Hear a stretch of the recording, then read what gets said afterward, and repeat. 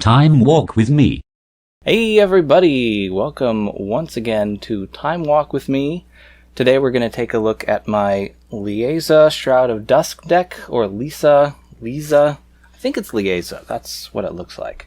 She is a 5/5 legendary angel with flying and lifelink, of course.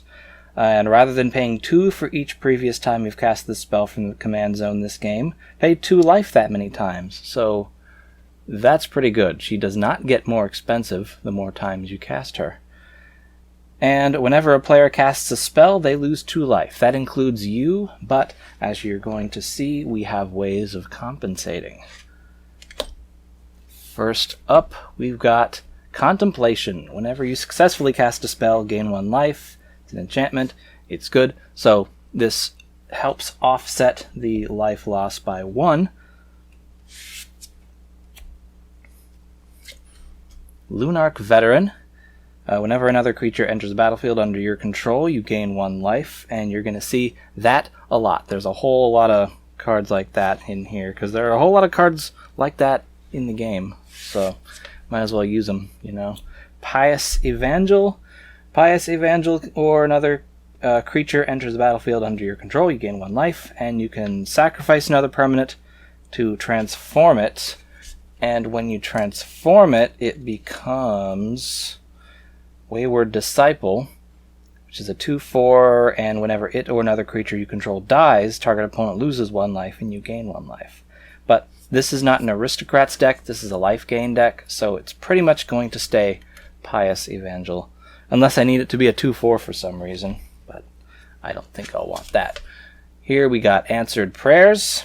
It's an enchantment. Whenever a creature enters the battlefield under your control, you gain 1 life, and if it isn't a creature, it becomes a 3/3 angel with flying until end of turn. So that's fun. Core Celebrant, 1/4. When it or another creature enters the battlefield under your control, you gain 1 life. Healer of the Pride. Whenever another creature enters the battlefield under your control, you gain 2 life. So this completely offsets the Liesa thing at least a little bit as far as creatures goes. And you don't have to cast the spells, so it's just whenever if a token comes into play. A Johnny's Welcome, nice simple enchantment. When a creature enters the battlefield under your control, you gain 1 life. Diamond Mare, 1/3. When it enters the battlefield, choose a color, so in this deck it'll be black or white. Whenever you cast a spell of the chosen color, you gain 1 life.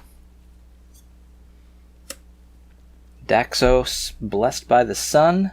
It is a 2-star, where star is equal to your devotion to white, and whenever another creature you control enters the battlefield or dies, you gain 1 life. Cleric of Life's Bond, 2/2. When it enters the battlefield under your control, or whenever another cleric enters the battlefield under your control, you gain 1 life.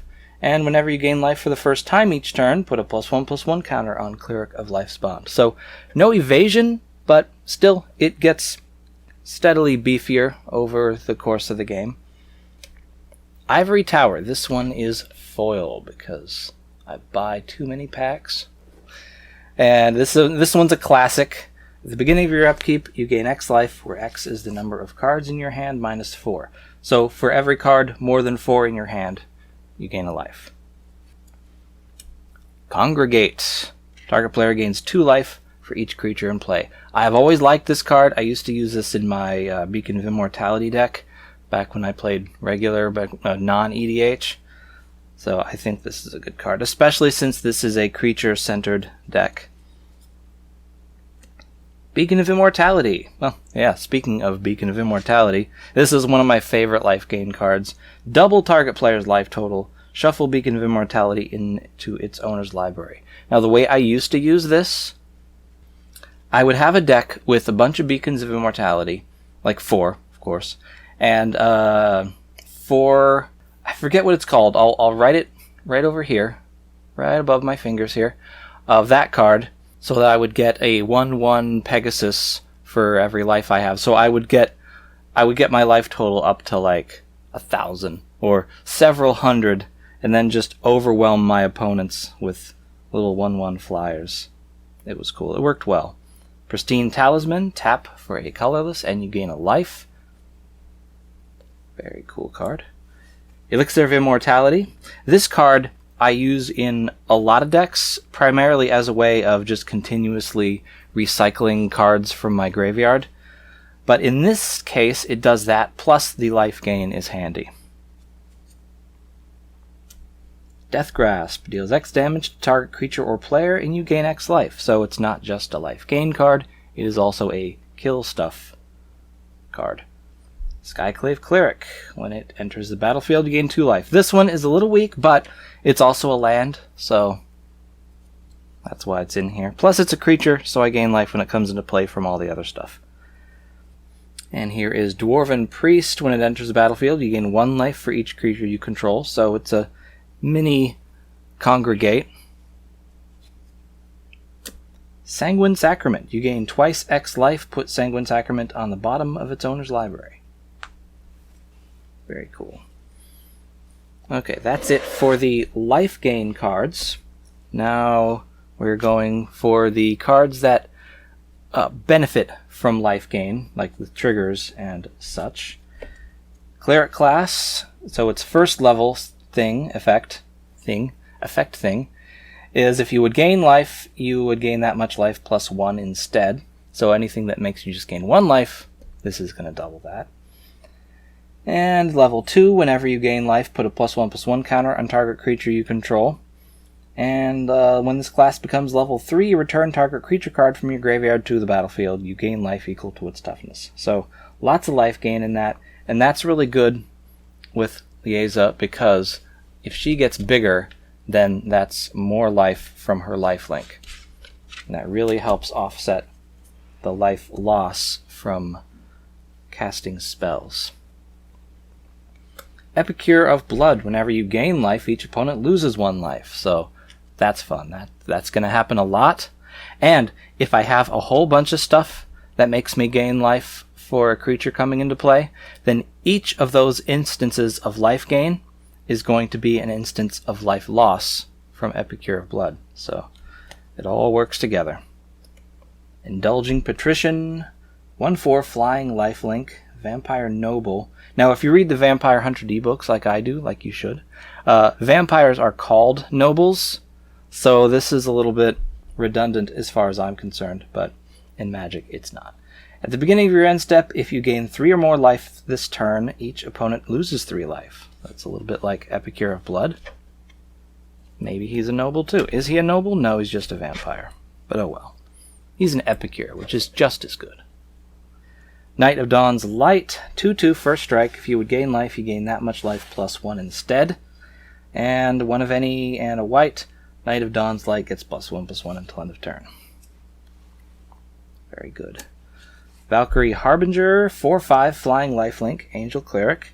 At the beginning of each end step, if you gain 4 or more life this turn, create a 4/4 white angel creature token with flying and vigilance, also known as a Sarah Angel. So that's very good. Start collecting.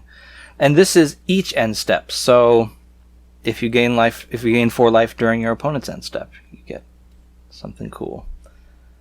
Attended Healer, 2/3 core cleric. When you gain life for the first time each turn, create a 1/1 white cat creature token.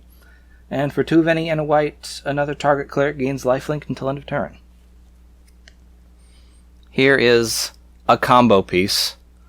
Although I don't think I have Exquisite Blood, I think I just have Sanguine Bond in this.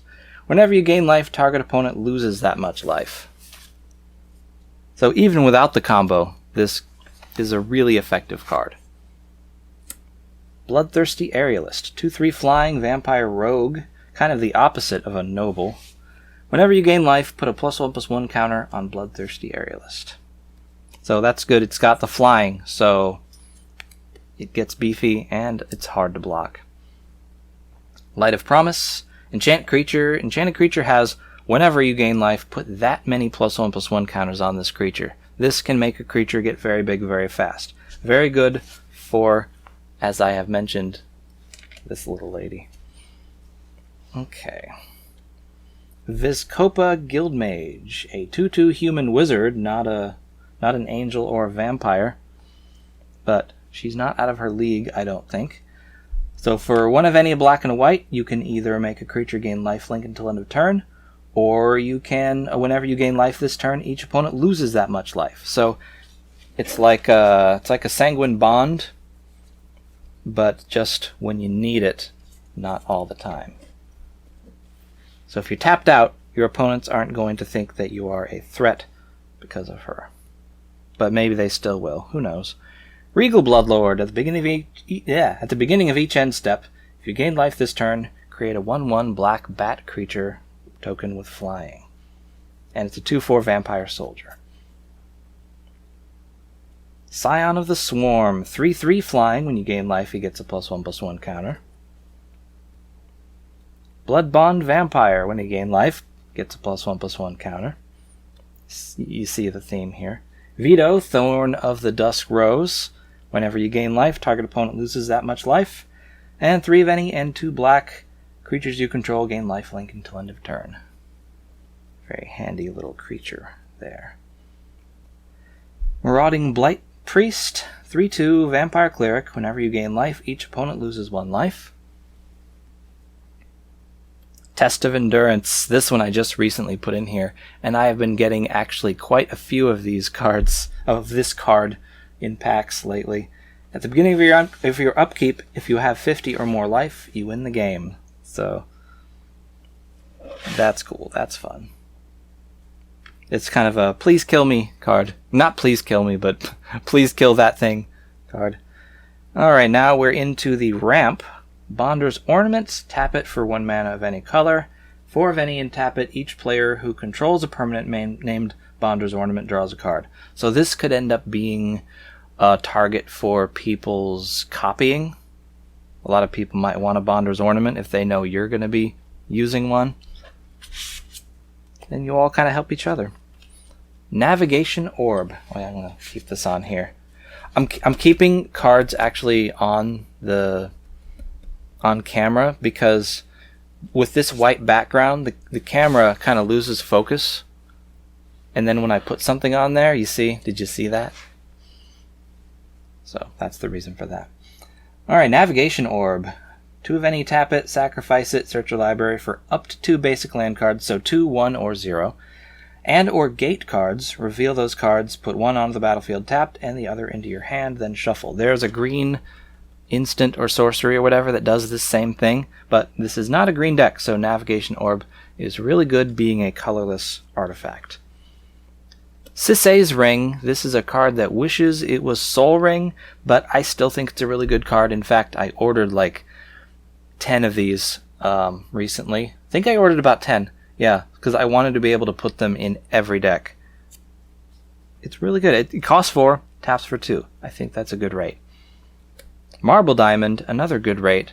Costs 2, comes into play tapped, taps for 1 white. And then, of course, this being a black and white deck, we've got also the Charcoal Diamond, taps for a black. And that's it for the ramp. I don't know if maybe it needs more, but that's what it's got right now. I might be able to put more in now, actually, because I think at the time that I built this deck,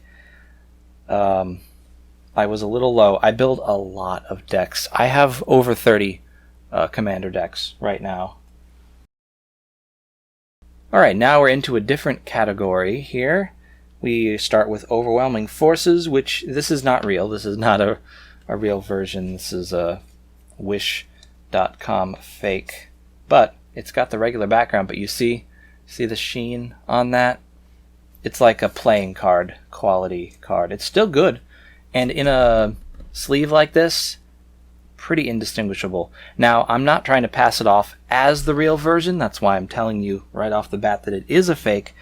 But in a game, just in a casual game, it's fine. Though, of course, I would rule 0 that. I would tell my opponents I'm using proxies and fakes, just so they're sure that everything is on the up and up. Slaughter Pact, this one is real. If I don't say it's fake, then it's real. Cost 0, destroy target non-black creature. At the beginning of your next upkeep, pay 3 mana, which is not that steep for destroying a non-black creature. If you don't, you lose the game. So not only is it a cheap destroy creature card, it's an instant too, so you can play it any time. but it is also a lose the game outlet for you if you just want to give up. Here we have Vanishing Verse, exile target monocolored permanent. This would not normally affect lands, but if you have a way of making a land a color, it can then be targeted by Vanishing Verse. Vindicate, destroy target permanent, not just a non-land, and not exile, but still, for 3 mana to destroy any permanent on the field, it's pretty good. Closing Statement, this spell costs 2 less to cast during your end step, and destroy target creature or planeswalker that you don't control, put a +1/+1 counter on up to 1 target creature you do control. So 1 or 0 +1/+1 counters, but you're probably going to want to put those on something with lifelink or something. Who knows? It's up to you. Ultimate Price, destroy target monocolored creature. Oh, did this... Yeah, okay, so these both destroy monocolored things. Wing Shards. I really like this card. Target player sacrifices an attacking creature, and it's got Storm. So if your opponent makes the mistake of casting a bunch of spells during their turn before they attack, and then they attack with a bunch of creatures, you can then make them sacrifice all those. But even if it's just destroying one, that's still pretty good. But it gives your opponent the choice of which attacking creature to sacrifice.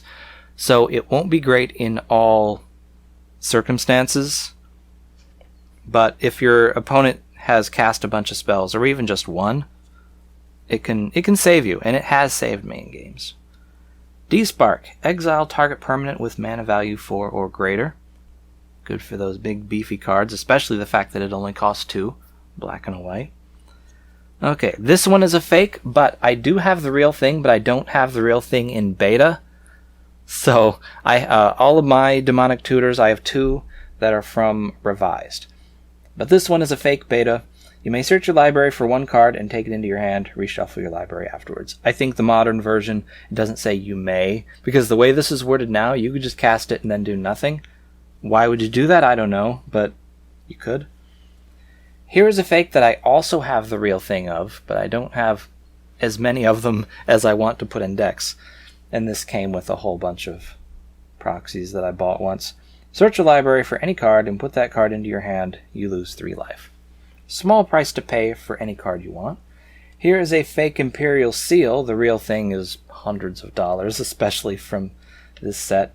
Search your library for any 1 card, shuffle your library, and put that card on top of it. You lose 2 life. So, less of a cost than Grim Tutor, but you get it on top of your library. And it's a sorcery, so you can only cast it during your turn. So you're definitely going to have to wait until your next draw step, or until the next time you draw a card. Black does do that quite a bit, so you might not be a big deal. Oh, and I thought I was going to change categories, but not yet. Call the Gatewatch.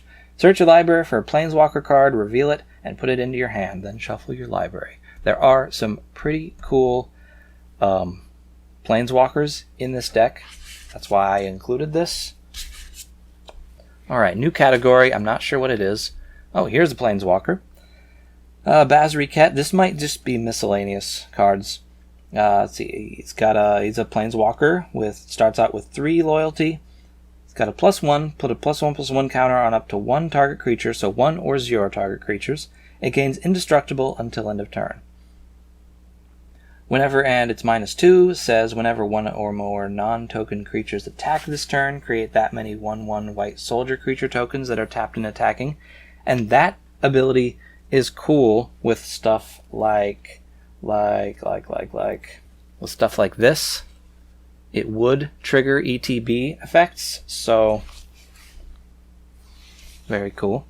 And its -6 is you get an emblem with, at the beginning of combat on your turn, create a 1/1 white soldier creature token, then put a +1/+1 counter on each creature you control.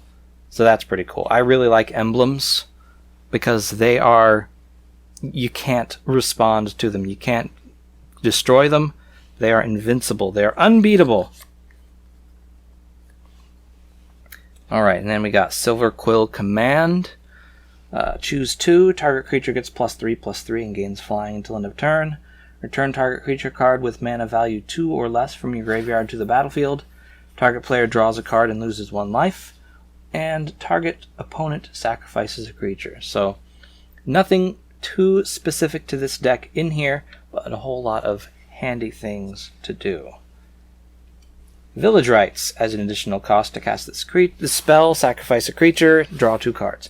It's not a sacrifice deck, but you're likely going to end up with a whole lot of tokens, so this is a good way of getting a bit of card advantage. Villis, Broker of Blood. I really like this card. Let's see, it's an 8/8 flying for 8. 1 black, pay 2 life. Target creature gets -1/-1 until end of turn. And whenever you lose life, draw that many cards. I had him as a commander in a deck for a while, but I just recently took it apart because this guy was really good in a different deck. And he's good in this deck too, because whenever you cast a spell, if you have Liesa out, you're going to be losing 2 life. So even if you gain life back to compensate for it, Villis will draw you those 2 cards. So it's a really good deal. Kaya the Inexorable. I really like her. She is a planeswalker, starts out with 5 loyalty. +1, put a ghost form counter on up to 1 target non-token creature. It gains when this creature dies or is put into exile. Return it to its owner's hand and create a 1/1 white creature spirit creature token with flying. So what this does is it puts a counter on a creature that does nothing. I guess it reminds you that the creature has the ability that it says it gains, but when it says it gains when this creature dies, blah blah blah, the it that it's referring to is the creature, not the ghost form counter. So the ghost form counter is almost useless. So it's kind of funny that way. Unless they've changed it, unless the Oracle text is different, I'll post it. I'll post it over here for you. I'm gonna check as I edit this video to see if it has changed. So we'll see how dumb I look. And -3, exile target non-land permanent. That's pretty awesome. And -7, you get an emblem with, at the beginning of your upkeep, you may cast a legendary spell from your hand, from your graveyard, or from among cards you own in exile without paying its mana cost. So if your opponent keeps killing your Liesa and you have this emblem out, you can just keep getting her back. It's pretty awesome. And it can even get you Kaya back, or any other legendary spell. It's really good. And it's only a -7, so you can pretty much 3 turns after you cast Kaya, you got your ultimate, as long as your opponent doesn't mess with it. Selfless Glyph Weaver. 2/3, exile Selfless Glyph Weaver. Creatures you control gain indestructible until end of turn. And it's got something on the back, and as you can see, it is also foil. What's on the back? Choose a creature or planeswalker, then destroy all other creatures and planeswalkers. Deadly Vanity. So that's good. It's a potential board wipe, and also protection from a board wipe. And Tetravus. This card is in here because I have so much that gains me life when a creature comes into play. And what Tetravus does is a 1/1 flying. When he comes into play, put 3 +1/+1 counters on it. And during your upkeep, you can take the +1/+1 counters off, and this includes +1/+1 counters put on it from other effects. And those counters become 1/1 Tetravite tokens, which are 1/1 artifact creatures with flying. They can't have enchantments placed on them, who cares, and they don't share any enchantments on Tetravus. But what they do is trigger ETB effects. And also during your upkeep, you can take those Tetravites and move them back on here. So every other turn, you are getting at least 3 ETB effects. So that's really cool, and you can pump that up to more. Alright, now for the lands, we got a fake beta scrub land. Counts as both a plains and a swamp and is affected by spells that affect either, tapped either, add black or white to your mana pool. Of course, the Oracle text is going to be completely different because this was the Wild West of, or the genesis of Magic. They didn't know how to word spells and cards yet, but still, a good card. Marsh Flats, this is a fetch land for black and white. This one is real. From a pack, a very lucky pack. Opal Palace, tap for a colorless, or one of any and tap it, add 1 mana of any color, or 1 mana of any color in your commander's color identity, but as far as you're concerned, that's mana of any color.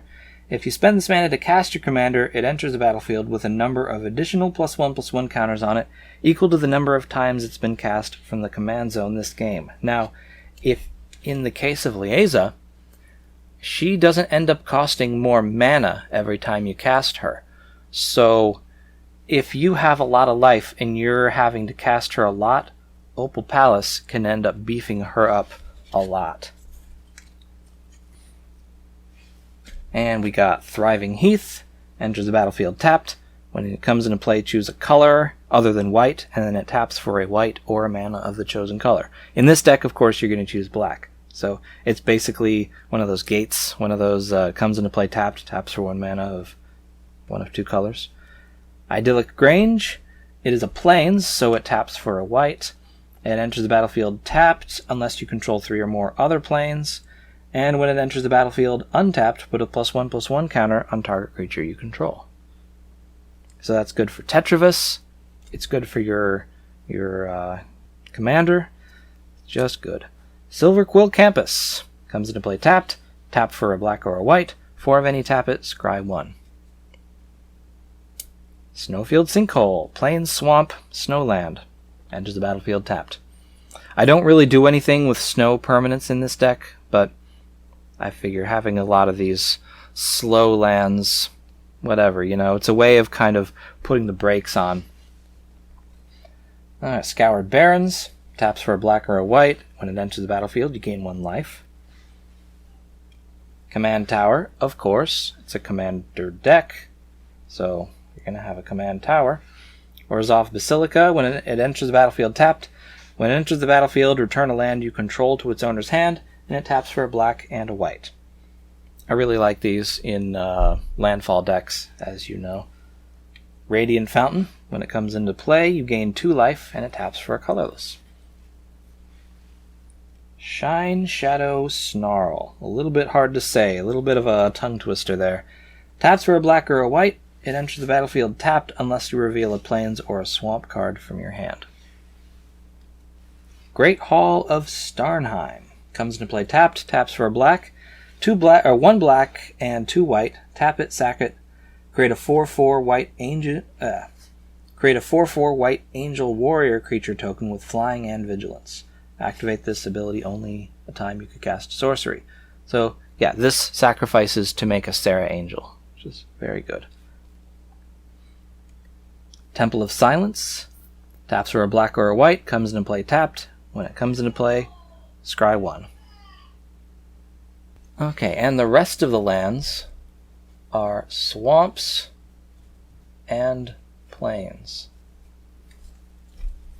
Very cool stuff. Now people are stomping outside of my door, so it's a good thing this video is over. So there we have it. That is my Liesa Shroud of Dusk deck. What do you think? Did you get any good ideas? Do you have any good ideas for me? Let me know in the comments below. Like, share, comment, subscribe, all that stuff. Bye.